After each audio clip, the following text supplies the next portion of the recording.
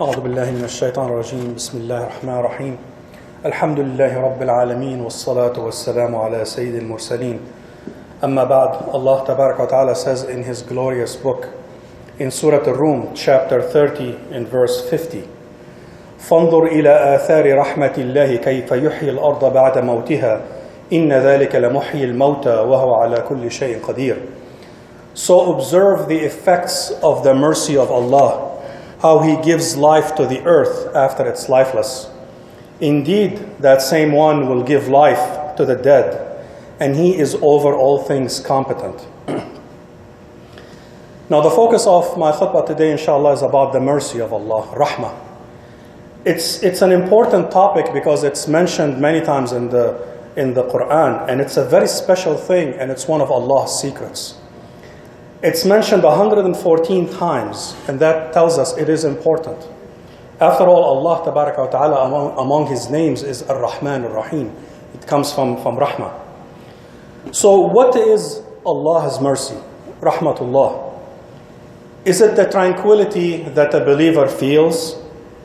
Is it happiness and contentment, in life? Is it the inspiration in the heart to see right as right and wrong as wrong? The true nature is not known. We don't know what it's not something you can touch. It's not something you can see or quantify. That's why the verse says, look to the athari rahmati, to the traces, to the effect of Allah's mercy. You can see its manifestation. You cannot see it. And an example to illustrate this concept is electricity. So look at any appliance. When electricity is flowing through it, it's useful, it has a function, it's pretty good. Cut off the electricity, and now that same appliance is just a burden. It's just sitting in the middle of the space doing nothing. So that kind of gives us a very simplistic idea of when mercy flows through something, it changes it. If mercy accompanies provision, your provision is going to come to you. Now the question is, will it have mercy with it or not? If mercy comes with it, it will be plentiful and it will be a source of happiness. But the same provision, if Allah withholds His mercy from it, then it's a source of worry, source of envy, source of misery and enmity, as we see with non-believers. Another example is in your own children. If Allah puts the mercy in your child, he would be a blessing and qurrat ayun. But if Allah's mercy is withheld from your own child, he will be a holy terror. And we see that. So mercy belongs to Allah exclusively. It belongs to Him. He is the source, and He is the only one who can give it. And praise be to Him that He did not give the keys to His mercy to anyone from His creation. Because they would have withheld, they would have given it to some but not others. Allah Tabaraka wa Ta'ala gives it with wisdom and with power. Allah says in Surah Yunus, chapter 10, verse 58, قُلْ بِفَضْلِ اللَّهِ وَبِرَحْمَتِهِ فَبِذَلِكَ فَلْيَفْرَحُوا هُوَ خَيْرٌ مِّمَّا يَجْمَعُونَ. Say, in the bounty of Allah and His mercy, in that let them rejoice. It is better than what they accumulate. Allah's mercy is better than any wealth and any material thing you can accumulate in this life. That's what Allah is telling us. If you have Allah's mercy, you have everything. If you don't have it, it doesn't matter what you have nothing. So, if Allah bestows His mercy on someone, you don't need anything else in this life. You have everything. So, how to invite Allah's mercy? How do we get it? Allah says in Surah Al-A'raf, chapter 7, verse 56, in the ending part of the verse, إِنَّ رَحْمَةَ اللَّهِ قَرِيبٌ مِّنَ الْمُحْسِنِينَ.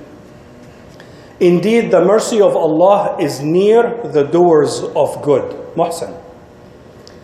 So if we want Allah's mercy to descend on us, you have to be a muhsin. You have to be a doer of good. And doer of good is basically doing something which is good, that Allah says, for Allah's sake and according to His directions. That's what a good deed is. Something that Allah will accept. And muhsineen is a comprehensive term. It's not just in matters of faith. Muhsin, a doer of good, is a very wide word. It covers every aspect of life. You perfect everything that you do, and you do it for the sake of Allah and to please Him and to benefit other people. That's from perfecting a task. You can be a muhsin in your work by performing your work the best way. You can be a da'iyah to Allah with your work without opening your mouth. You know, ihsan is in everything. If you give charity, give it with ihsan. Don't keep reminding people that you gave them charity. That's how you ruin it. So muhsineen is a very comprehensive term. And if you are a muhsin, then Allah's mercy is very near to you. So you can expect a share of Allah's mercy if you are a doer of good. So Allah's mercy is within everyone's reach. It's not something that, only select people can have it. It's Allah opened it to everyone, but you have to pay the price. You have to read the Quran and implement it in your life. You have to be steadfast on Allah's order, and steadfast is basically towing the line, no deviation. You have to lower your gaze and guard your tongue. These are all from ihsan.